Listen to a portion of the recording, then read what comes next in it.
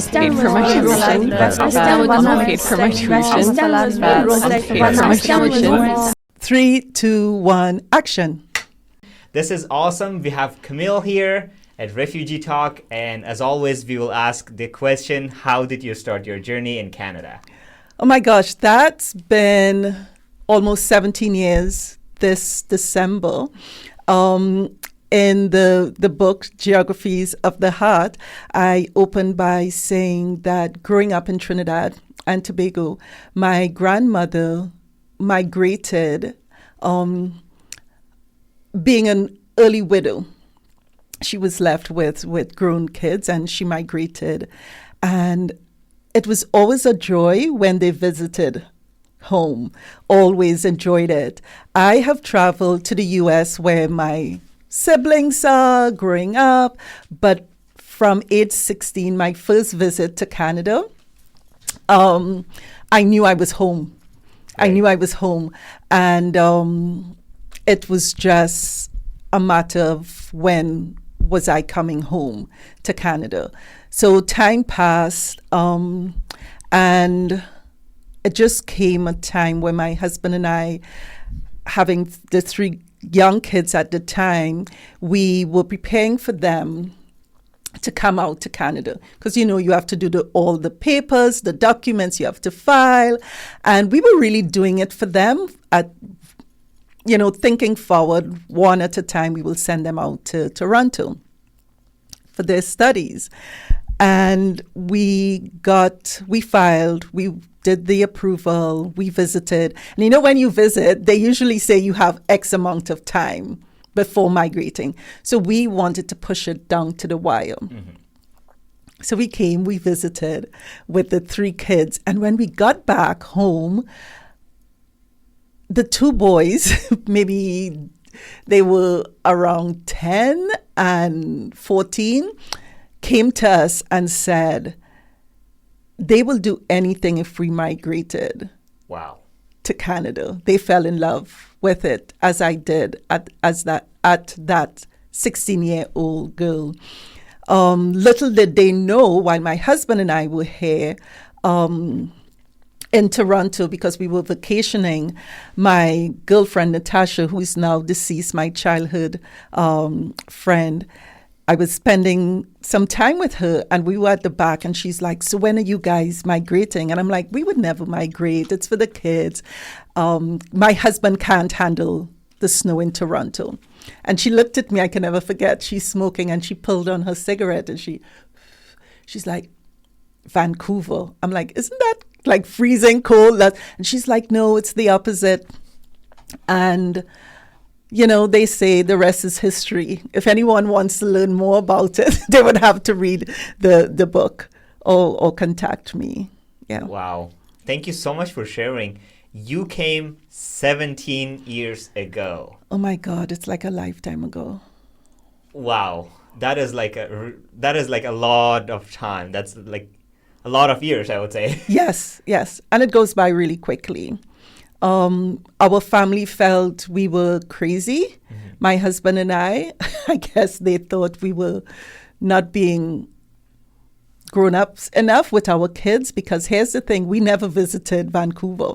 So when they said, oh, you guys are quitting and selling everything, have you guys visited? And we were like, no, we just saw it on the internet. You did not know how Vancouver looks like. No, Wow. Never. Everything was on the internet. They were like, what? So you guys are giving this up to, and I just knew. My husband and I knew, the kids knew. Right. And we came here because there wasn't as much snow here as it would be in Toronto. Guess what happened when we arrived here? What? It snowed. Oh my God. It snowed like nonstop. It snowed like nonstop. It's just like a movie right now. It's like a movie. So even the pilot, when we were, he said, if you look out the window, you would see flurries. Yeah. It never snows in Vancouver. It will all be over by the morning. And my childhood friend's brother lived out here, and he and his wife, Pauline, picked us up, and they said, oh, this will be over in the morning. Right. 2 weeks later, like there's snow here. Mm-hmm. We were like penguins going through. Wow. We were used to snow because we were traveling mostly to the US. And Canada has been really kind and warm and welcoming. It has had its challenges at the beginning as a newcomer, and being put in a box. What's your first language? English? No, but what's the other language? English. Or you speak good English. So having to navigate becoming Canadian, what does that mean? What does that look like? Was really learning to build a plane, fly it, and read the instructions to build a plane, because it's basically survival. People have, they think because you're from the Caribbean, where you're from, Camille, you speak good English. I'm from Trinidad and Tobago. Oh my gosh, I've been to Africa before. Which part of Africa is that? And you go, it's not Africa. And you have to explain. My husband and I, our experience throughout the world, we traveled, we are well educated. It meant nothing coming here. Our qualifications, it didn't matter. So instead of complaining, and remember, parallel to this, we are having our kids trying to settle in, get them into schools, just being stereotyped. And we applied for so many jobs. It was just, we have to get in. We are not going home. We did the whole pirate thing where you burn burn the ship so you can't leave. So we sold literally everything. So it was not returning home. And our kids were so great about it. Our first Christmas, the snow just kept piling up. They were out of salt. There weren't any shovels. And for the first Christmas, to this day, the kids would say the best Christmas they had was the first Christmas, because we had very little. Right. We had very little. And from what they were used to. And they just loved it. They just loved it. Wow. Thank you so much for sharing. I think a piece when you said it wasn't easy for you to get a job or for your husband. Now, what is the difference between 17 years ago and now when it comes to immigrants, new immigrants? And what racism, or I would say, what were people welcoming at that time, or no, just like as today? They were welcoming. I think they were curious. So my name, every interview. So out of 100 and a lot, almost close to 200 resumes, and it could have been for McDonald's. It didn't matter. We did not have the Canadian experience. Right. We are looking for the fit. And so having to go into a room with Canadians, my name is Camille Macmillan Rambarat. They're expecting someone who doesn't look like me, because Camille is French. Yes. Macmillan is Scottish. Rambarat is Indian. I have even I went through the immigration programs, right? Yeah. And I was told, you are so good. Like, you have to dumb down your resume. Maybe you should take the Rambarat off, because people will assume that your English isn't good, because you hear Rambarat and you think Indian name, right? Indian name, yeah. And I remember saying to her, this is who I am, and if someone would not hire me because of my name, I don't want to work for this company. Absolutely. But people were really nice. They didn't know what they didn't know. So there was some ignorance, but I wouldn't blame them for it. 17 years later, things have changed. So, for instance, we had our savings. I wanted a credit card. We can get a credit card. In the book, I spoke about my husband we needed a phone, because if we were applying for jobs, we needed a phone, but you couldn't get a phone because you didn't have credit, and you didn't have a credit because you weren't a Canadian, right? So all these things. And we had money in the bank. Right. And they would still not give it to us. Whereas when I became working in the services, social services, and working with newcomers, things changed. Like, you come and you have a credit card. So things have changed a lot. Do we have to even go further? Of course, there's always change, right? But it has changed a lot. People understand. I have having gone through the same issues and working with immigrants, you can understand why they are angry and they don't want to do it, because they all came from good jobs, right? Vancouver is a rich place. It is. It is. Right? It's a rich place. So it's not any and everyone is moving out here. Definitely. And we all had good lives, or our parents had good lives, but people felt that you came from nothing. They didn't understand. My husband, who's a lawyer, lecturer, had Canadian degrees or whatever he could not get it. It meant zero. So I would say Canada is a great equalizer. So whether you were up here, or here, we all become zero. But the experience and my journey really, it was an eye-opener, because you thought it was going to be easy. Right. But we never gave up, and our children today, things that we didn't realize that they paid attention to, sometimes when they tell us about it. We go, oh my God, you were aware of that, and so it made them better. How did the kids fare in school was a different story. Definitely. Yeah, different story. 2 Black boys, we being scared for them because they were Black men. And so you try to be protective, and on reflection, I think we were too protective, but I make no excuse for it, because now they're saying, driving their trucks and everything, when they're pulled over, they get it, right? They know the steps. Yeah. Our daughter, a student, teachers will say she's not as bright as she is. There's one teacher in middle school, he failed her. And I was like, this is impossible. And she came home and she was crying. So for us, navigating all these things and making sure your children are protected and not judged. And, the boys are saying, you guys don't come across as Black. You guys don't wrap your pants, your underwear isn't. So it's navigating the stereotypes that people just had for whatever reason.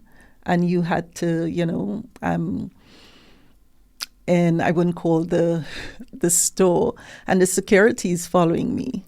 And I have to look back and say, are you following me? And he'll be like, no. I said, are you sure?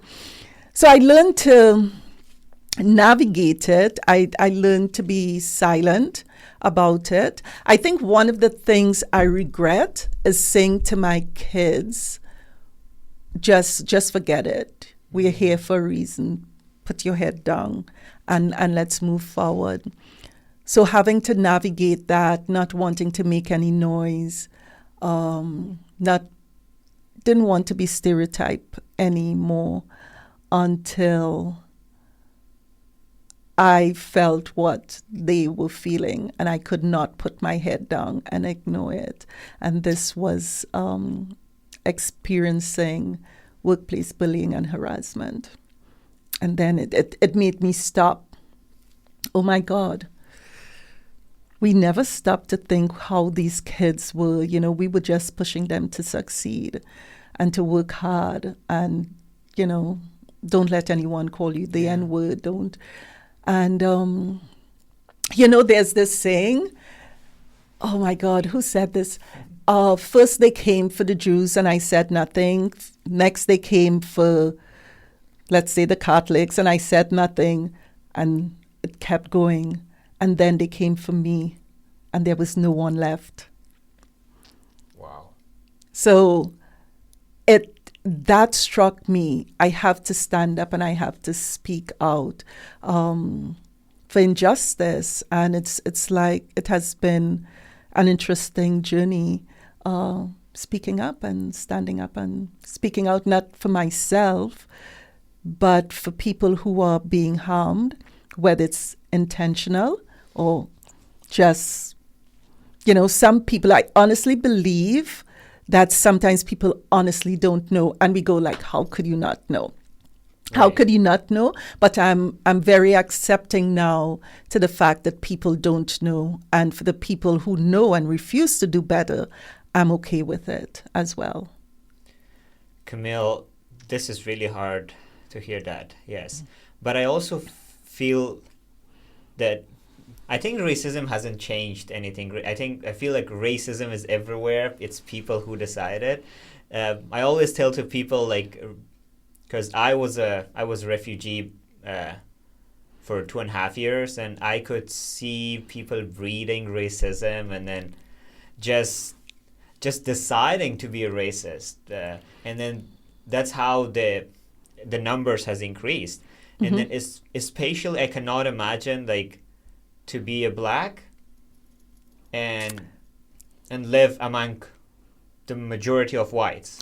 Thank you for saying black. People are afraid to say black. No, I right. Thank you. I love black. Right, and thank you for recognizing that you don't know, because people have told me you don't know what it is to be black. I know what it is to be black more than you. Like someone of a different race told me this, and I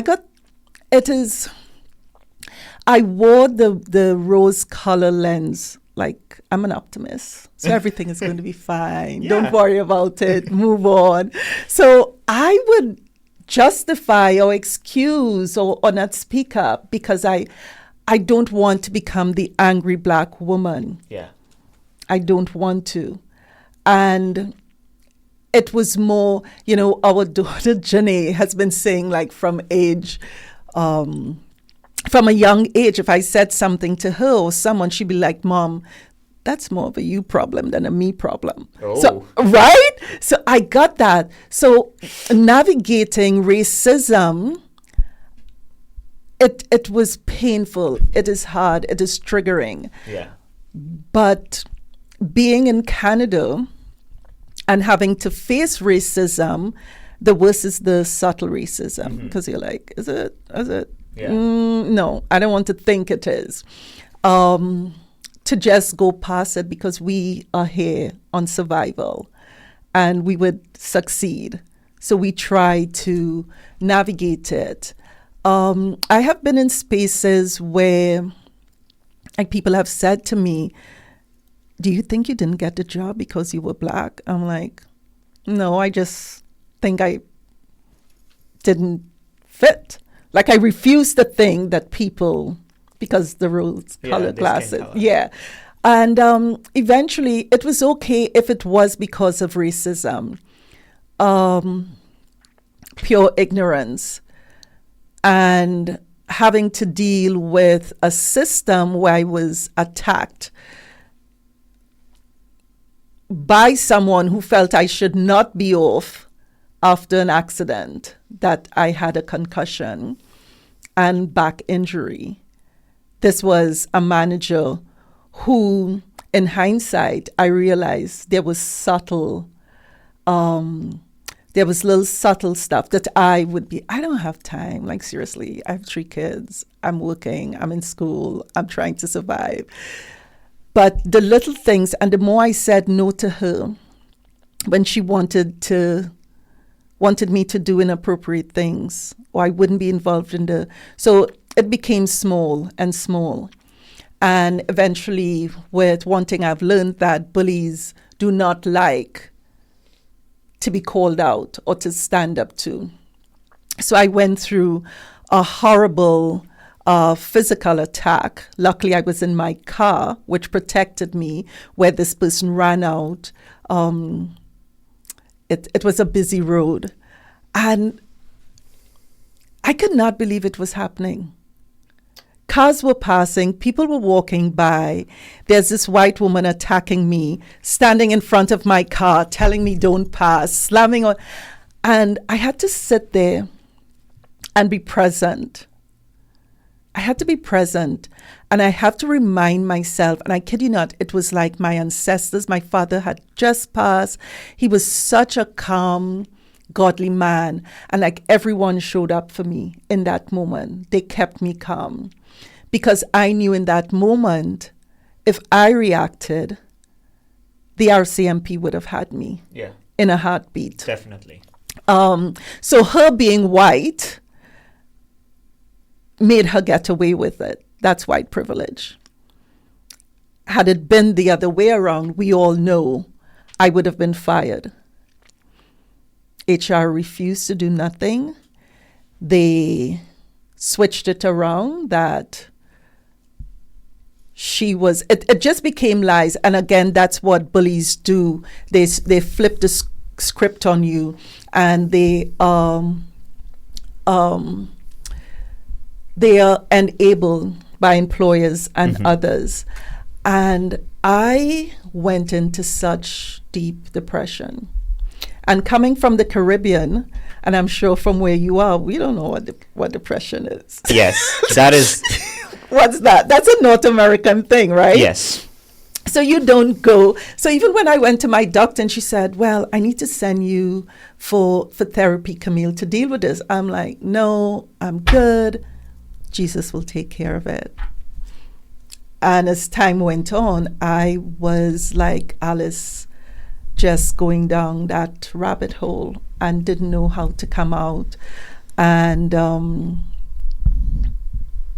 thoughts of suicide started to, I literally went crazy because they were pushing back on me, and I would be stalked on LinkedIn where you'll actually see.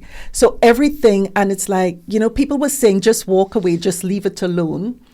And I'm like, no, because it has been happening. And I decided to stand up, and the fight is still going on. It is still going on, so I can't speak much about it. But I know it's because she was white. And the white employer who refused to do anything about it and lie and protect, I'm not going away. I'll continue speaking about it. And it's always amazing. You were at that event, how we met. Yes. What was that, 2 weeks ago? 2 weeks ago. 2 weeks ago. And before my talk, I said, how many people in here have experienced workplace bullying and harassment? And would you say, if not the whole room, maybe about 90%? Yeah, almost 90%. Almost 90%. Yeah. And that breaks my heart every single time, like how it's a silent epidemic. That happened to me as well. Yeah. Not in here. That happened to me back in Turkey just because I was Afghan. Yeah. At work or school? At work. At work. Did you have a name for it? Now it's bullying and harassment. Yes, now I know that's called bullying and harassment. Just because I was refugee, I could not do anything. But that pain is still in me, and I'm so sorry that I'm... No, I want you to talk about it. Thank you. So I was also a teacher in one of the coaching center. I was teaching English. And then, so there's this room that all the teachers sitting, and then after their class or whatever, and then I was sitting in a chair, and same as the other teachers, and then a Turkish teacher came, and then he said, Milad, I want you to leave that chair. I want to sit in that chair because there was no other seat. I couldn't say anything, and then I just said, what? And then he said, like, because you're Afghan. Oh my God. I could not, like, everyone started looking at me, but I could not say a word. Isn't that interesting how you just... I just died inside, but I could not say anything because I was refugee. And I came home, my mom was like, and my mom and my sisters was like, why didn't you tell him? Like, I don't want to get up from the seat. Yeah.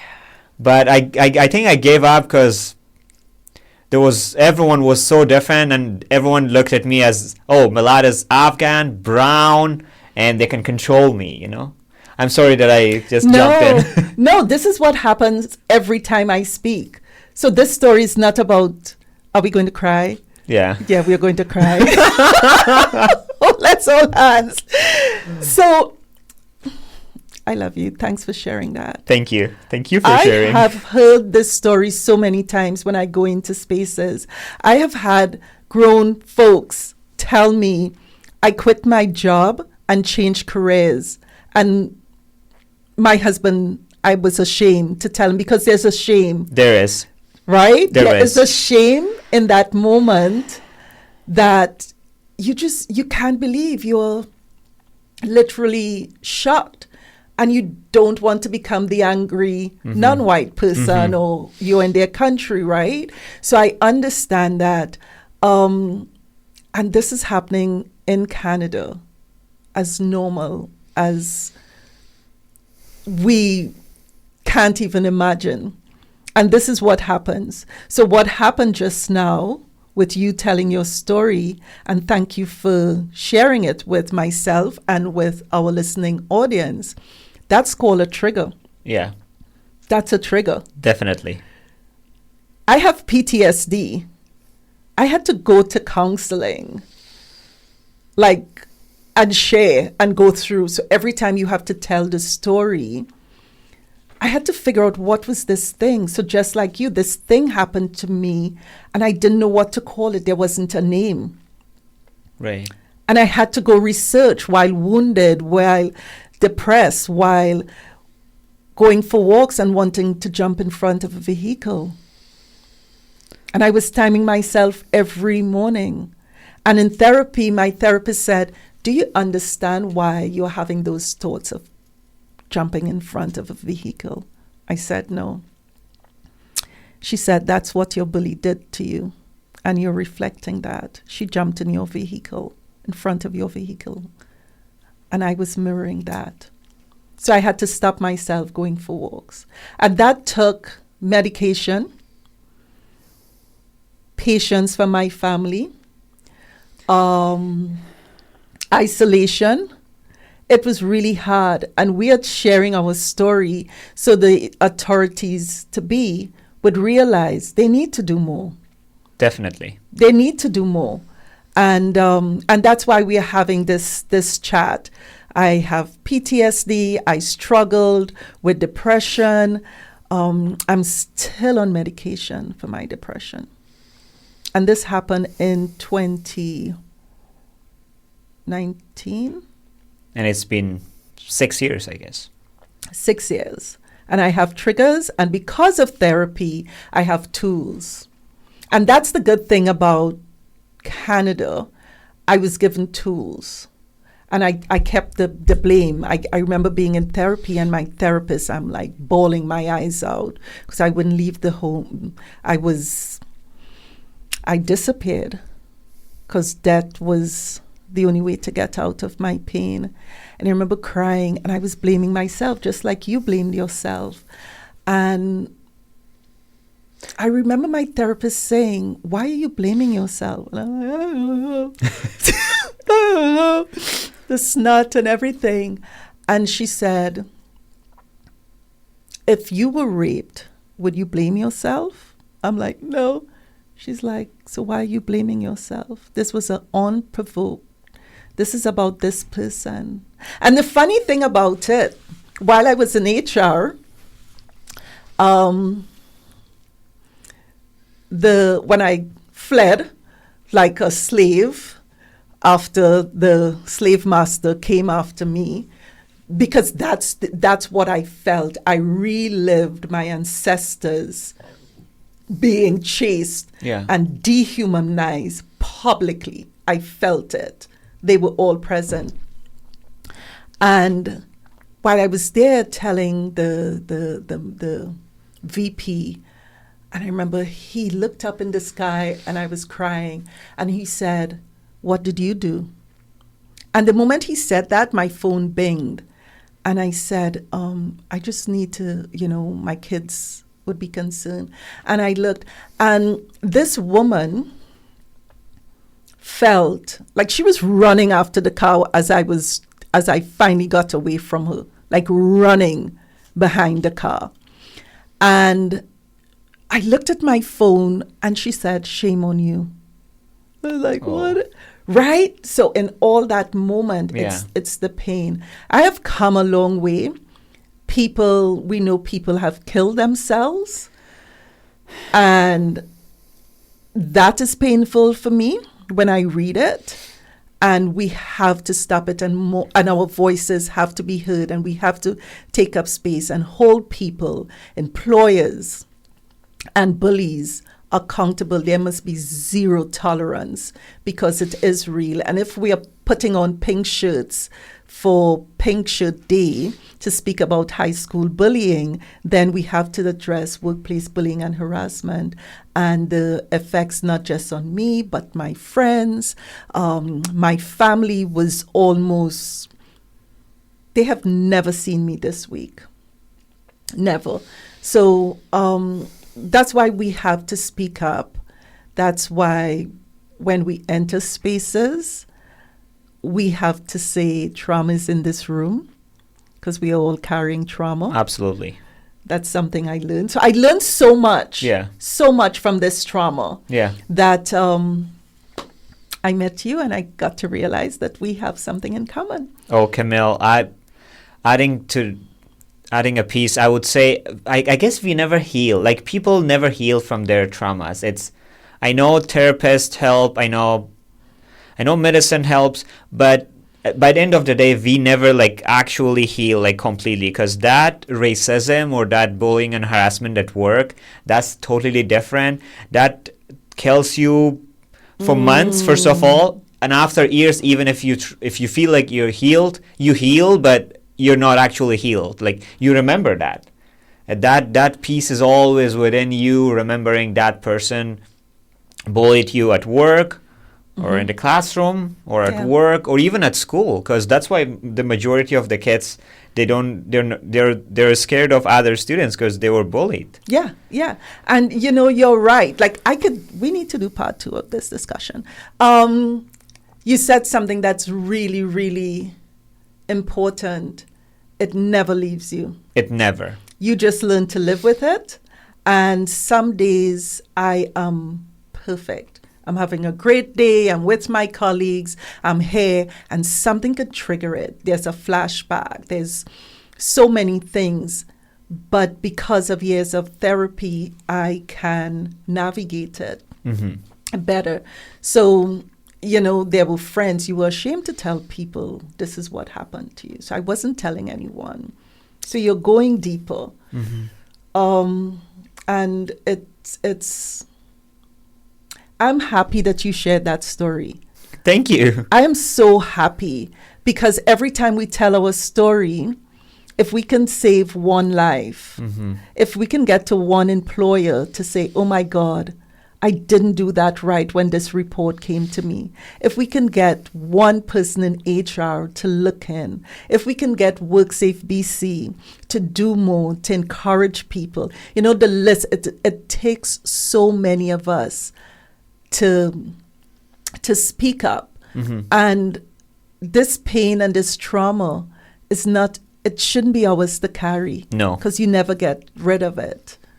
You never. You're right. I guess there's so many people, Camille, they had the similar story, but they're not able to share it. They can't, because people are ashamed. It's something about it. It's the shame. It's the shame. Yeah. We take it on, right? Yeah. Have you ever shared this story publicly before? I have not. This is my first time I'm sharing this in this podcast. And why didn't you share it before with anyone? I guess possibly a shame, or I don't know, that feeling too. I don't know what is that feeling, but yeah, I couldn't share it. Yeah. Exactly. Yeah. And that's why sometimes for people, the shame becomes too much. Yeah. And it's too much of a burden for their loved ones to see them like that. Yeah. And that's why they decide to check out. Right. because it's too much. It never leaves you. Right. Yeah. Sorry, I'm just gonna make it a bit low down. Okay, there. no worries. No worries. Thank you. Yeah. Camille, your words are so powerful. I like it. I love it, by the way. And okay, we always have a different definition of racism. I would, as I called like race, I would say racism is it's something that they breed and then they just, it becomes too much and then they try to be racist with other people. Or what do you describe? I'm pretty sure you have seen racism way more than me. Yeah. And that is obvious. Like even people who are watching this, they know that. The world knows that. Yeah. Oh, yeah, for sure. It's just because you're black or brown, you will definitely see more racism. Yeah. I've had racism, and this is, and maybe you can share because we have so many similarities, and I'm sure our viewers out there. I experienced racism in my home country at a very young age. Oh. Because within my own community, there is racism. There is who's the darkest. So even being at home, I was the darkest among my siblings. So I got teased for it. Oh. Right? I know people. So there's this brown paper bag test. Have you ever heard of that? I have not. So the brown paper bag test, a brown paper bag is brown, and they hold it up to you to see if you pass the brown paper bag. So the darker you are past the brown paper bag, you are perceived less than. So my color has always been an issue, not for me, but for other people. It has always been. So that's fine. Well, no, it's not fine. But having to deal with, and that all came from colonialism in Trinidad and Tobago. So I'm not blaming. Again, I tried, I guess I'm mature now to try to understand, like, why would you say that? Why would some black people not love their black skin? It's because it is hard walking in this black skin. It is hard. But coming out here, so I was able to navigate that.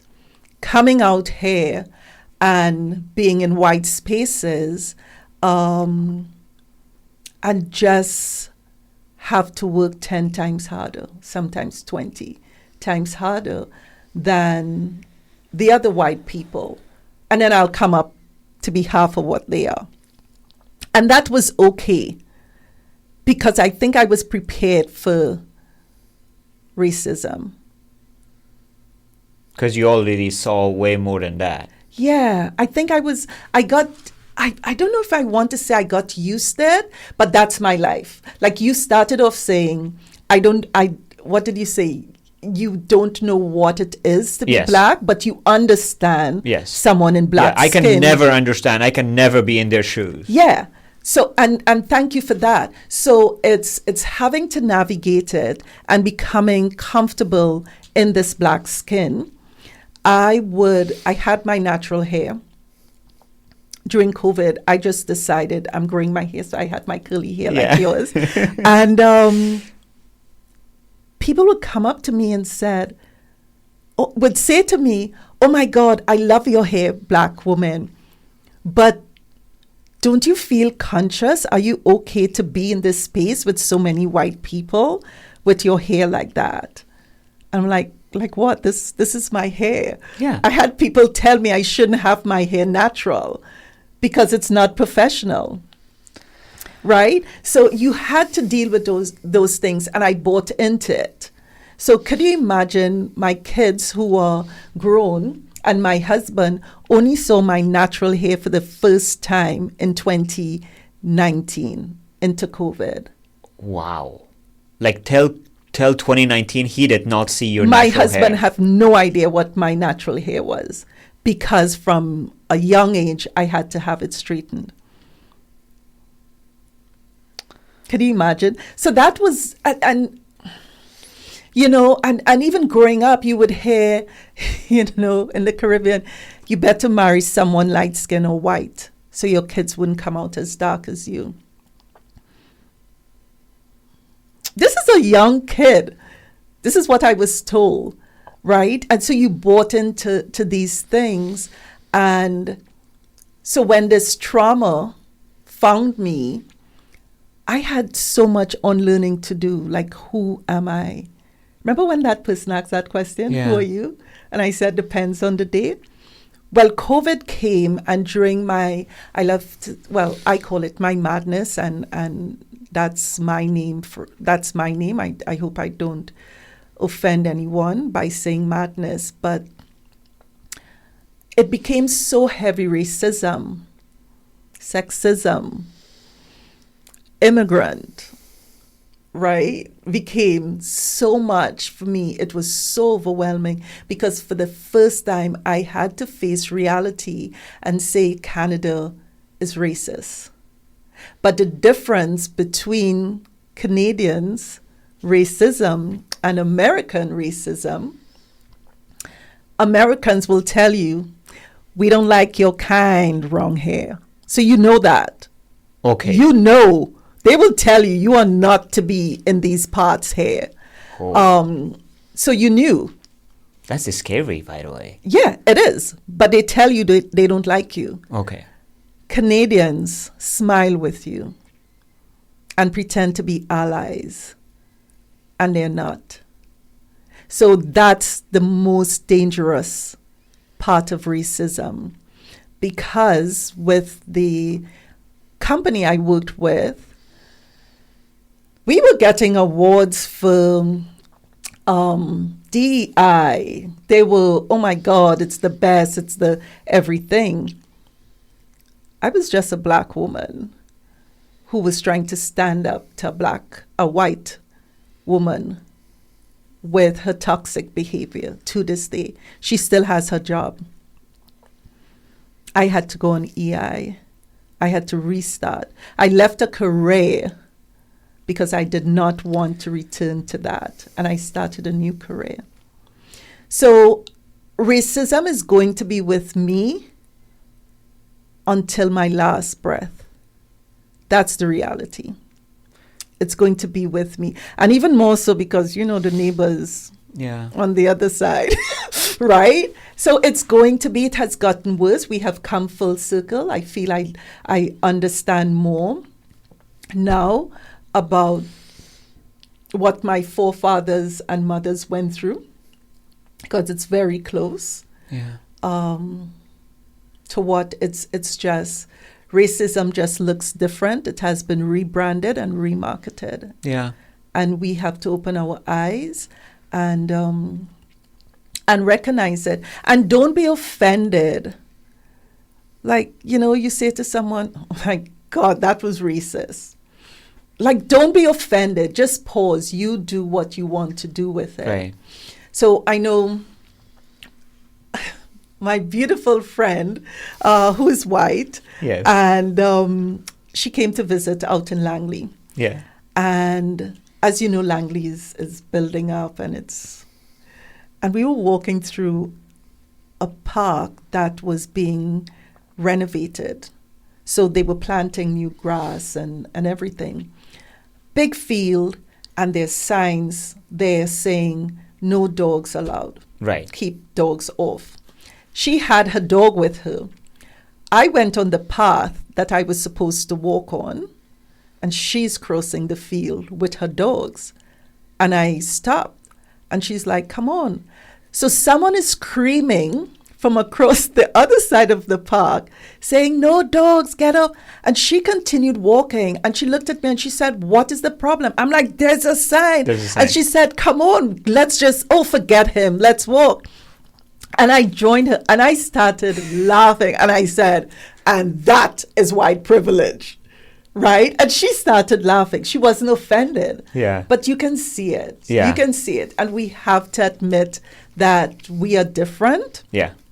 And how do you hold space for others who, the thing about racism, I have experience racism from people other than white people? The way you just mentioned that I have seen racism just from my own community, I would say. Mm-hmm. I guess this thing is going on everywhere. Like, I think not among white people. Mm-hmm. I feel like even among browns. So do you see it in your own community? Yes. Which is I feel like it's a disease. It is. Putting you said a plastic bag or a paper bag? A paper bag. The brown paper bag. The brown paper bag. Yeah. Imagine putting right next to your face to see which one is darker. Yeah. If you're darker than the paper bag, you're less than. then they would not value more. Yeah. I feel like same is happening in Asia, or same happening is Middle East, or I feel like this is being taught everywhere from. It is. Which is really sad. It is, because, growing up, as I said, the British and Thank you, British. the British, the Queen was on our dollar, right? And everything our education was British. Mm-hmm. So for a young black child going to school in the Caribbean, you would thought your ancestors were savages. Savages. You're reading that in a textbook. They were savages. They ate people. All these things. So from a very young age, that I just knew it wasn't right. Like, I just knew. I always give this story about white Jesus. Yeah. So my mom, if we moved into a new house, you had the Sacred Heart of Jesus. White guy, straight nose, blonde hair, blue eyes. Like, he was long always hair. Beautiful. Golden long hair. Golden long hair, the straight nose, Yes. the blue eyes. That's Jesus. But here's the thing. Maybe as young as 13, because Jesus would be hanging above the door, I would watch Jesus. And Jesus will watch me. And I knew he knew that that's not him. So I knew from a very young age, I would think at age 13, where at that age, you're very insecure of yourself, your blackness, your everything. And I would look at Jesus and I'm like, I question it. Yeah. And I knew he knew that I knew. I would say that. Like, he looked at me and like, he's saying, yeah, don't tell to nobody. Don't tell anyone. I'm on to him. So racism is always going to be part of my life. It has, I'm just exhausted by it now. Mm-hmm. So in spaces with the whole George Floyd, where, I'll be in spaces and people would be like, oh my gosh, tell me what to do, Camille, and I'm like, no, I'm not telling you what to do. Brown and black people are not asking for special treatment. I don't want the job because I'm black. I don't want the job because I'm white. Yeah. I want the job because I'm qualified. Yes. And I want to be treated as a human being. Our parents did not tell us, oh, you need to treat brown people better or white people. It's a human being. And I think we have to go back to that, and where we are with racism and everything that's going on in the world. I don't want to get us canceled if I call different countries, but there's a lot of bad and hate that's going on in the world. I'm to the point where I know good will always conquer evil. It will always conquer evil. Light will always catch up with the darkness. Right. It will always. So that's where I am today, that I just have to pause and just not absorb so much of the negativity that's happening in the world. And I don't have to prove myself to anyone who think of me less than. And my daughter's mantra that I have adopted. If you hate me because I'm black or I'm too tall or I'm Right. female, like I have so many things I can tell you, right? Being an immigrant, like it's so many things. That's a you problem, not a me problem. How can we fix this, Camille? How can we? I know, I feel like racism is being, as I said, it's being taught by families or from childhood. You learn from school, or the family says, oh, don't go with that black kid at school. Oh, don't sit right next to him. Yeah. Because there's this experiment that happened that I watched on YouTube. Like, if you're a kid and if your parents did not teach you that there's something called black and white, if they did an experiment that which doll would you like, a Yes. black or a black or white? The black kids didn't even want the black dolls. Thank you. Why do you think that is? I guess it's we who are teaching the kids. But okay. So where did we get that from? From families, I guess. Where did your families get that from? Definitely from families and society, right? Who? We have to name it. The colonizers. The colonizers. Thank you. The colonizers. We So we found have it. to say, right, because it was in the schools. We didn't question. This generation questions everything, Right. right? So we didn't understand. So there's some things when I look back, this in the Caribbean, from a young age, you'll hear your parents saying, they will come into the room, rise and shine. Don't let the sun rise before you. And that's colonialism right there. You were called lazy if you rest. You couldn't sleep late. So now I forgive my parents for saying things, or my grandparents for saying things. They didn't question it. No. So that's just a self-hate that has been handed down. And that's why the pushback is even more, because we have our eyes, the veil is Right. lifted. At least some of us, right? Like we see it. So there are times I would say things and I have to catch myself. No, I have to take that back. That's not true. Right? At one time, racism, things were better. It wasn't perfect. It will never be perfect Yeah. with racism, but it came a long way after people like Malcolm X and the South African. Nelson Mandela. Right. Like, I'm still a kid and I'm looking at, we were woken up early to watch him come out of the jail and all the build up to it. And we thought, oh my God. Awesome man. Right? But it's like Martin Luther King, like so many people. And we just have to continue. We have to believe it will get better, because we are the generation. It came full circle. Yeah. And we are fighting back. We are speaking up. And we are our brothers' keepers. We are. I honestly believe that. And we have to protect each other.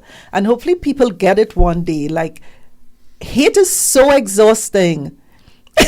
Definitely. But hate is also because you are scared of someone. We can't be on the same level. Oh my God, you're brighter than me, right? Yeah. And then I like the bullies, racist people create narratives to put the other person, the lesser race, down so they can feel good about themselves, right?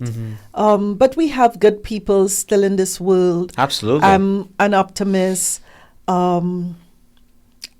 It will get better, but I would never, in this black skin, I would never not be judged by the color of my skin. And I have made peace with that.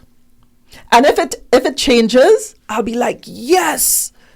I hope it changes, Camille. Let's hope. Let's keep fighting like the way other people did. Oh yeah, I will fight. That's why we're here today. Yeah. That's why you're speaking, right? Yeah, that's why we're speaking. That's why we have these discussions. I will continue. We will continue. We must do what the folks who went before us did for us to be here. Yeah, absolutely. Right? But for me to be, I think if you had asked me before 2018, before I was attacked and having to be in to prove my worth among white people, being, told you have no idea how lucky you are on certain things. And I think I would have said prior to that, yeah, oh my gosh, racism is going to end, right? I believe that.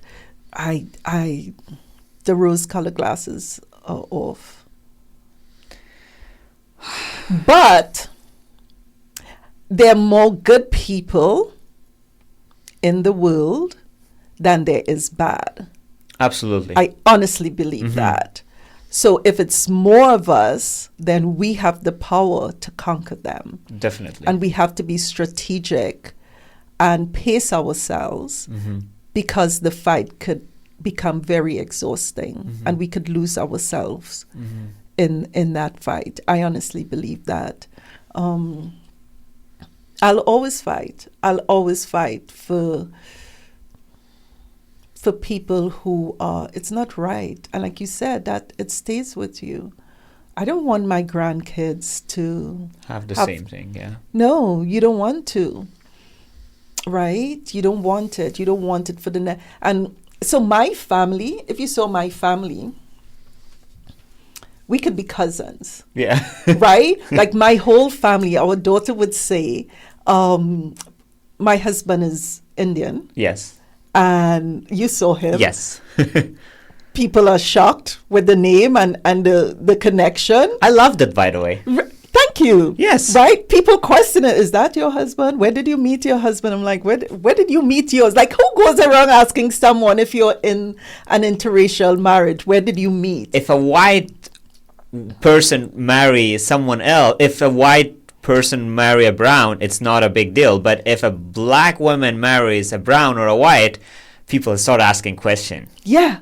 Yeah. What do you see? What do you see in her? Why did you? How did you start it? How did this happen? Why not? This happen? Right? Like, where did you get that name? I remember saying to someone, "What, you feel I go around as a black person stealing Indian names?" Like, would I ask you a question like that? But I have made peace with people's ignorance, and of course, I want a better day and a better life for everyone. My family has every race, every color in it. My family, it's just total mixture. And that's who I am. And I love the skin. I love being black. It is powerful. Absolutely. I love my slave name, Macmillan, because it keeps me. So it's my. You look. Can you please explain?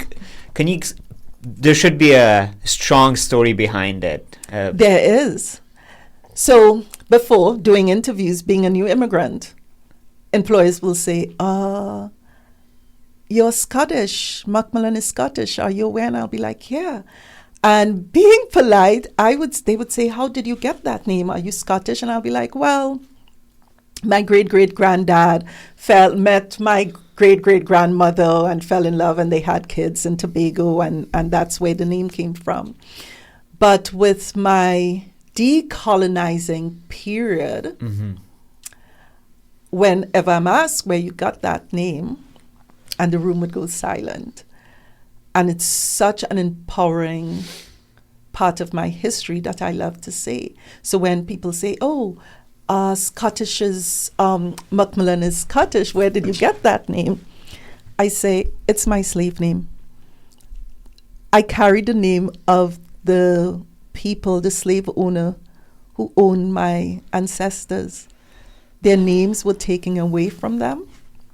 Our language was taken away from us. I cannot tell you which part of the continent I'm from. I cannot. Because Macmillan doesn't belong to us. It belongs to the slave master. My husband, Rambarat, can tell you exactly where in India his ancestors are from. So when I meet people, they'll be like, oh, do you know Ram Bharat? It's two brothers. And they can give you the history. And that's powerful. Right. And I'm not ashamed of my slave name, not because of the slave master, but because the connection with who I am as a Black woman, as a Black person, with history. It reminds me of what my ancestors went through every single day. We were cattle. We were products. We were sold. Women were raped. It was like having puppies and you have to impregnate the puppies so you can... We were sold, right? And people would say, oh, you need to get over it. No, I can't get over it because just as you said with the trauma that we experience through workplace bullying and harassment, it's trauma. It becomes part of who we are. Yes, and we just have to learn to navigate it and live with it. So no, that's history. We would not tell another group of people, you need to get over your trauma. No. Right? So I'm proud of, I love Macmillan, not so much of because of but it's a connection. I feel that connection to my ancestors and that voyage being, collected, chained, put on. I can never forget that. And because of knowing and experiencing that today in different, like I said, that hasn't changed. It's just remodeled. Right. Right? Rebranded. Yes. Right? We have the chains on and they're still after this. And my ancestors did not break. They learned the language. They educated themselves. And I just have to carry on that rich and powerful legacy and to show that to our kids and grandkids. So they know the Indian part of their history as well as the African part of the history. Thank you for sharing that. It was so powerful. I like the part that you said it. At that time it was slavery, but if today it's not slavery, it's something else, but it still exists. Oh yeah, in our faces. Yes, it still exists, which is really sad. Camille, I wish we had more time to talk about this. We will definitely go for second episode.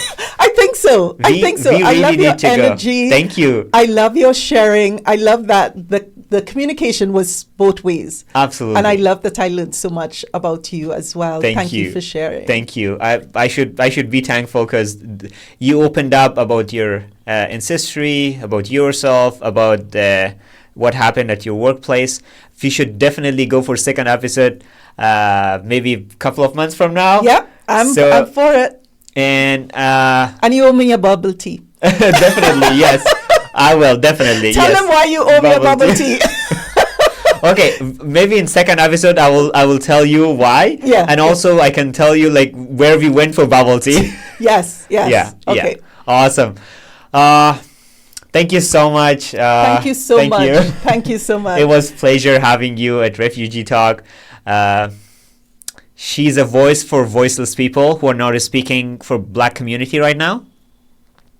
I just want to say that if you're brown or a Black, and if you're having a good life right now, don't think that it was like this before in the past. No, it was all bad in 80s, 90s. Even now, the situation is not like that good as you think, I guess. Yeah. You have to be truthful. Yeah. So speak up for yourself and for others. And for others as well. Thank you for Camille that spoke for voiceless people. And let's hear more in second episode. Yes, thank you so much. Thank you so much. I hope I know it's going to bring give people to know that they are not alone. Yes. Because that's the reason why we tell our stories. Definitely. Because we feel that we are the only person that's going through this thing. So just know that you're not alone, and continue to follow Milad on Refugee Talk. Thank you. Thank you, Camille. And see you next time. Bye. Bye.